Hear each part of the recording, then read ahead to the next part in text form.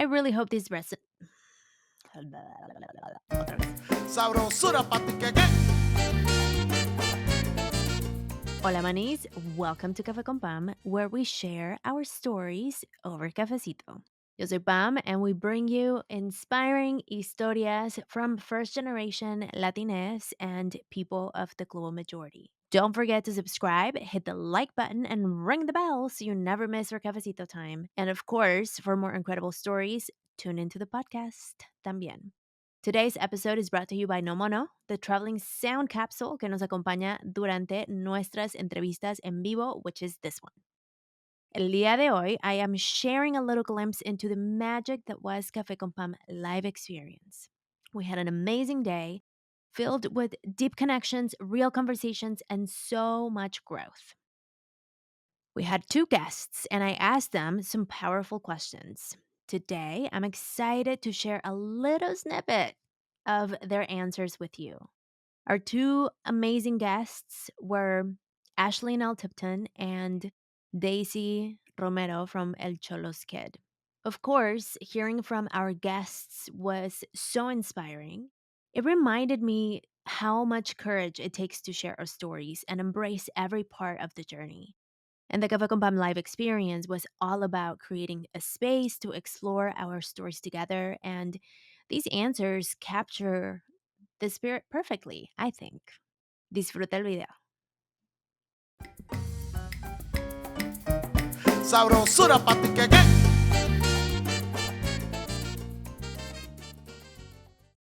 So welcome, guests. Thank you for being here. Yeah, so main character energy. The first question I want to ask, this is an unusual Café con Pam episode, but the first question I want to ask is how have you brought, I want to hear from both of you, your main character to your business?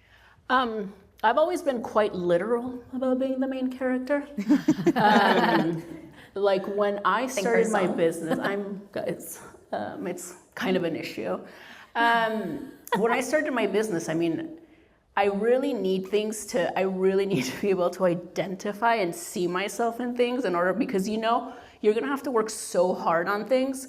And I think sometimes when we're trying to start a business, we make the mistake of trying to be very broad and general, because you think like, oh, I need to appeal to a lot of people because in order to succeed, like so many people need to see themselves in like my thing. But I named my brand El Cholo's Kid.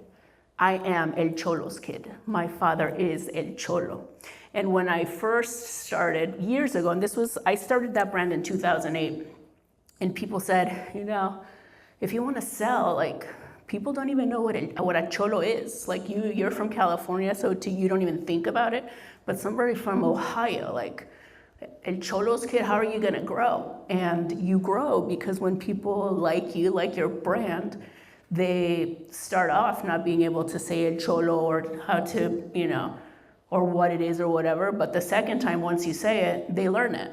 And then it's a thing. And people complicate things a lot, or they think like that other people or from other cultures are going to not care enough to learn, because I think that's what we see. That's what we assume, like, oh, like people are not going to learn how to pronounce my name. It's too hard, it's too this, it's too that. But really at the end of the day, I think most people are just trying to like make connections, So you don't have to be so scared of really just being you. And even with my store, when people come in and they're like, oh, I didn't know this was a children's store, and I thought it's actually for adults. These are all the things I like, and yes, that's my slime wall over there. Which leads me to the opposite question, because you both mentioned like the social media thing and being public. So how do you let your main character be the truest version of you? And at the same time, tell us about a time when you received backlash about it, because I think both of you have. Okay, so when you ask that question, what is something that we've received backlash on? And it brought me back to a really low time of my life where I did something for myself, for my health, for my life. And I didn't realize that having weight loss surgery would affect my business of being a plus size fashion designer. At that time, I was doing this because I wanted more for myself. I wanted to continue doing what I was doing in life, but I also wanted to enjoy it because at that moment, I wasn't enjoying everything that I had in my life. So I knew that when I was going through weight loss surgery, I didn't want to say anything to my community until I was fully ready.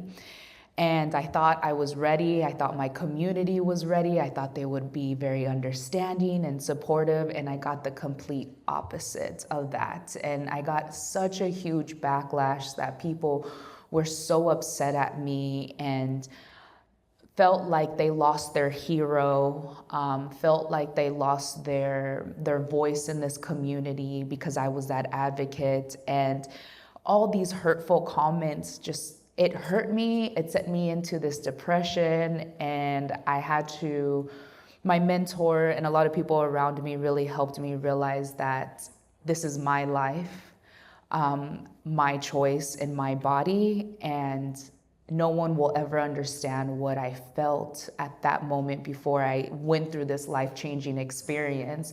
So it's okay for people to have opinions. Not everyone's opinion is right, but it's their own opinion. And if they don't like my life decisions, it's okay because they're not walking in my shoes. So it was very hard, and it really made me change my perspective on life and how my attitude is towards certain things. And I realized that I was looking for acceptance and I was looking for an approval after telling everyone what I've done in my life, and then quickly realizing I don't need their approval. Like, I need my own happiness, and this is why I took this step to being happy.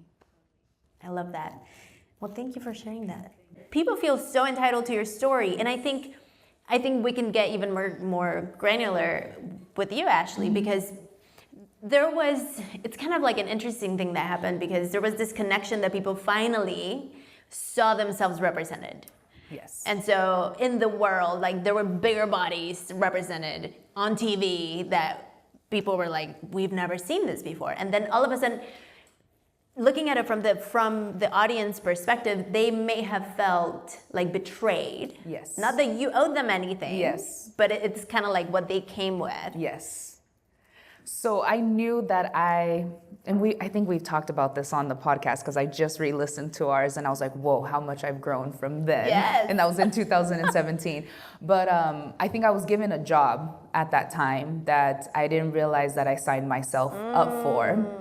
And so I wanted to inspire people. That's what I absolutely love to do, is inspire people. And me and my manager / mentor decided to do a YouTube channel called Love You.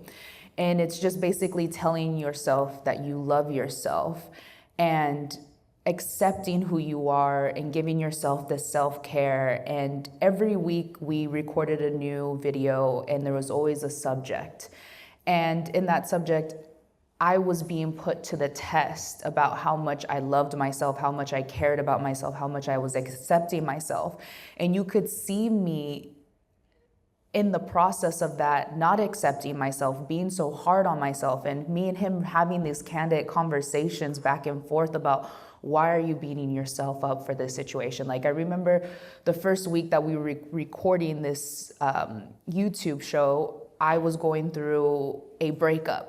And so people got to see it raw right there of like how I was hurt and betrayed and all these things. And I was trying to work through it. And I was afraid to put these videos out. And all I could think about is, this could help somebody. Like, stop being selfish, Ashley. Stop thinking that like all this negative opinions are going to come. Just think about how much this is going to help someone else in their life, and they might be going through something similar or know someone who's going through it. And that's where I was like, okay, I can let it go and stop overthinking about what people are going to think. So yeah, that's kind of. Thank you for sharing. Not every story is ready to be told. and we live in the world of social media where people, like, someone's so public, people expect you to share everything. How do you discern what are you going to keep to yourself and what's sacred? And then, how, like, I know you do it very, like, you're like, I'm just going to disconnect. I'm gonna let you go first. How do you discern what is actually worth is not a right word, but what is something that you're going to share that ultimately is going to improve the world in a way? Because then otherwise you're using the internet as, like, to wipe your tears. Yeah. I think, I don't know, and that's kind of like when you were going through the wounds or whatever. I think the one that I was like, the power one, I was like over here, just, off the page, drawing my little circle. Because I am a control freak. I'm a firstborn daughter. I've been taking care of like banking since I was like 8, medical decisions, translating since I was a child. I was like hypertension over here, señora, por favor, you know what I mean? So I've had that since I was very young, and I do control everything in my life, as one is wont to do.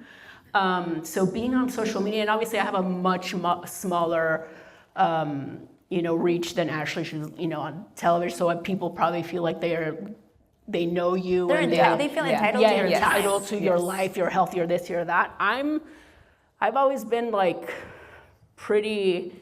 I've been pretty good at no. And that's the end of the sentence, and then I'm gone doing some other thing. So I never really, luckily, succumbed to that part of like trying to be. And like I said, it's like that. It's that crutch isn't the word, but that thing of wanting to be authentic, and people interpreting authentic as like being entitled to every single part of your life. Like, no, I feel like authenticity it's like being yourself in being a good person, being like a good, steward of like your power, your wealth, your community, your whatever, like, because all of us have something to give, right? All of us are an influence to somebody else. But I don't think like being authentic means like, oh, what happened to me today? Like, like I don't disclose any really personal stuff. And I do talk a lot, like I said, and especially when I was a little bit more active on social media, or when I do any of that, I talk a lot, but I don't say much. You know what I mean? Like, it's like you connect with people, and like I, a quip or two, or like be funny or this or that, but I'm not gonna tell you like, bro, like I was thinking about, my childhood. Well, I was like, you don't need to know any of that, because it's like all that is like power, and it might be like that I'm very like protective of that, because I'm never going to like allow somebody to use anything, any vulnerability of mine to kind of like attack you, or because people are very free on social media with like trying to like bring you down. And like I said, I'm like sensitive. I don't even pretend I'm not. I'm like, I'm sensitive. Like, I don't need you like coming at me with like crazy things. Like and I think that's okay. Like, I think you can recognize with yourself and be like, you know what? Like, I'm pretty proud of my work. I'm pretty like, but I don't need somebody else to give me their approval. Because once you really love something, it's like, what are you gonna tell me about it? I love it. Thank you so much for watching this special sneak peek into the Café con Pam live experience. I hope these stories resonated with you as much as they did with all of us at the event. If you want more conversations like these, don't forget to hit the subscribe button so you are the first to know when new videos drop. And I promise you, I don't drop that many videos, so you won't get that many notifications. And if you like this video, I would love it if you could give it a thumbs up to let me know you want to see more from our live conversations and events. If you're ready to go deeper, my invitation today is for you to join the Café con Pam Supporters Club to access a longer Q&A audio and keep growing with us. The link is in the description. Until next time, stay grounded, stay connected, y como siempre, sigue brillando. Nos vemos durante nuestro próximo café. Sabrosura pa' ti que